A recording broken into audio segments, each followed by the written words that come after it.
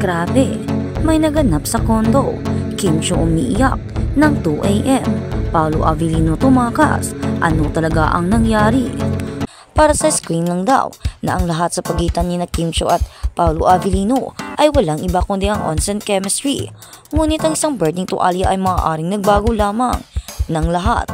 Sina Kim Chiu at Paolo Avellino ay nakahanap ng pag-ibig sa lugar ng trabaho sa What's Wrong with Secretary Kim, pamantayan ng Maynila. Nasira ang social media matapos ang isang tila inosenteng larawan na kuha sa loob ng kondo ni Paolo Avellino. Nagbunyag ng hindi inaasahan ng sino man, isang natatanging birding tuwalya na nakasabit sa background. Noong una wala lang, ngunit mabilis na itinuro ng mga tagahanga na may mga mata ng agila na ang insaktong parehong tuwalya ay dati nang nakita sa isa sa mga kwento ng TikTok ni Kim Chiu na naipost ilang linggo na ang nakararaan. Nagkataon lang, hindi malamang, sabi ng mga tagahanga.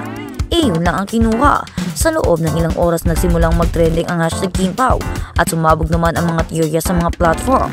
Kung alam mo na, nag-tweet ang isang user kasabay ng isang side-by-side na larawan ng tuwalya sa parehong lokasyon. Ito ay hindi lamang isang tuwalya, ito ay kumpirmasyon.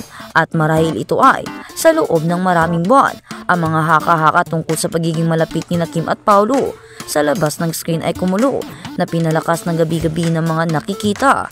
Misteryosong mga post at hindi maikakaila na chemistry na tila lumampas pa sa mga kamera. Ngunit ang dalawang bituin ay paulit-ulit na umiiwas sa mga tanong tungkol sa relasyon. Ngumingiti nagbibiruan at iginigiit na ang lahat ay pagkakaibigan lang. Hanggang ngayon, ang dahilan kung bakit ang insidente ng birding tuwalya ay napakasabog ay hindi lamang kung ano ang iminumungkahi nito. Ito ay ang katotohanan na parehong pinapanatiling pribado nila Kim at Paolo ang kanilang mga personal na buhay. Wala sa alinman ang hayagang nakumpirma ang anumang romantikong paglahok. Mula noon kanilang mga breakup at kapwa maingat na binabantayan ang kanilang kapayapaan mula sa spotlight. Kaya naman ang maliit na detaling ito, ang tuwalya na ito ay parang isang slip sa isang mahigpit na kinukontrol na salaysay. Ang mga tagloob ay nagsimula na ring magsalita. Ibinahagi ng isang source malapit sa inner circle ni Paolo. Matagal na niyang kasama si Kim, lalo na pagkatapos ng huli nilang teleserye. Magkasundo sila sa level na lampas sa pag-arte. Hindi maingay, hindi marangya. Totoo, napansin din ng mga pagbabago ni Kim. Siya ay kumikinang kamakailan. Sabi ng isa, "It's Celesta. Mas tumatawa siya, mas malambot siya, pero mas malakas. Para siyang nakahanap ng ligtas na lugar." Ngunit hindi lahat ay nagdiriwang. Inakusahan ng mga kritiko ang Paris na naglalaro ng koy at pinapakain ang mga pampublikong momo. Sinasabi pa nga ng ilan na ang tuwalya ay isang nakaplanong soft launch. Isang banayad na paraan upang simulan ang pag-normalize ng kanilang koneksyon nang hindi kinakailangang opisyal na ipahayag ito. Gusto nila ang kilig ng walang responsibilidad. Isinulat ng isang komentarista, gayunpaman ang karamihan ng mga tagahanga ay matatag sa hashtag Team KimPao. Hayaan silang magmahal sa kapayapaan. Isinulat ng isang netizens, pagkatapos ng lahat na pinagdadaanan ni Kim, karapat dapat siya sa isang tahimik, matatag na lalaki tulad ni Paolo. Sa katunayan, nalampasan ni Kim ang bagyo sa kanyang nakaraan, mga high-profile breakups, public heartbreaks, at ang pressure ng pagiging isang long-time network darling.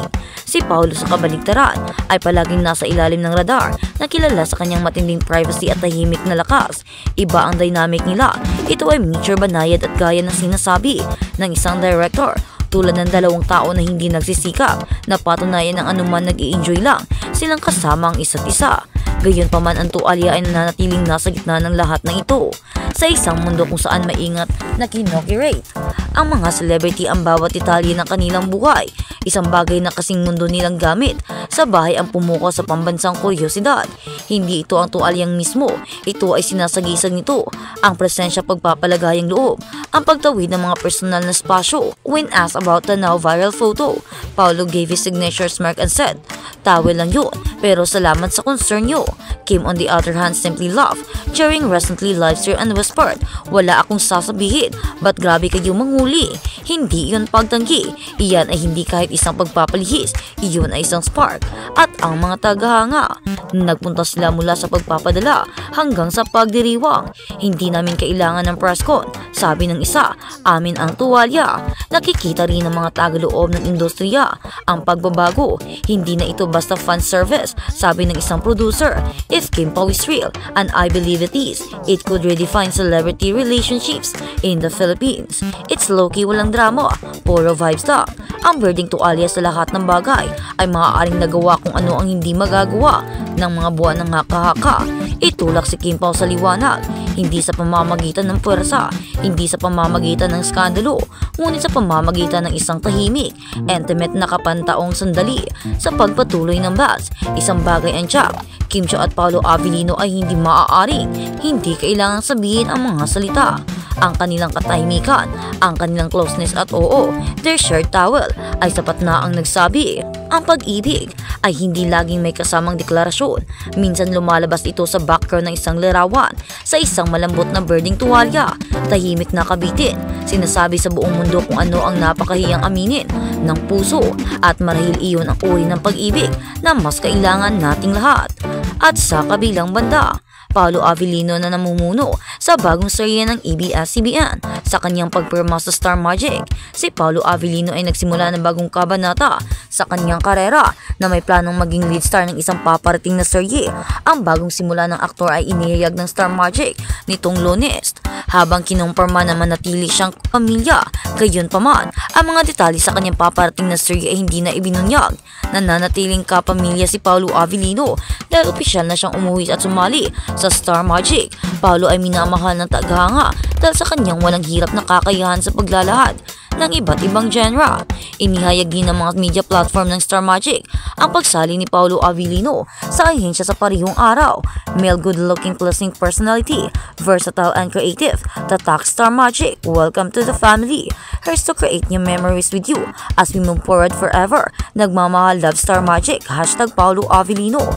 Si Avellino ay dating co-manage ng Star Magic hanggang September 2024 at piniling mag-freelance. Kabilang sa mga kamakailang proyekto ng aktor ay ang My Love Will Make You Disappear, nakasama niya roon si Kim Chiu.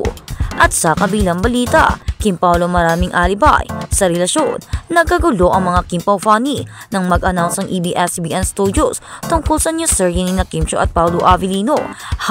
Nakakaintriga nga raw ang mga karakter na bibigyang buhay ni Kim at Paolo para sa pagbibidahan nilang romance suspense serye na The Alibi ng ABS-CBN na malapit ng mapanood. Inanunsyo ng ABS-CBN ngayong Miyerkules, June 18, mga patak na pagdugo at tampok ng mga new look ni Kim at Paolo. Makikita si Kim na maikli ang buhok, makapal na lipstick ang nakasuot ng sexy na damit, habang bad boy look naman ang aura ni Paolo. Ang The Alibi ay kasunod na proyekto ni Kim at Paolo pagkatapos ng kanilang matagumpay na seryeng linlang at ang Philippine adaptation na What's Wrong with Secretary Kim. Pero ito na, may mga funny na ginawang katatawanan ang title ng Kim Pao. May mga nagdadayalog nga na bakit daw The Alibi, baka marami na naman daw alibi si Kim at Paolo.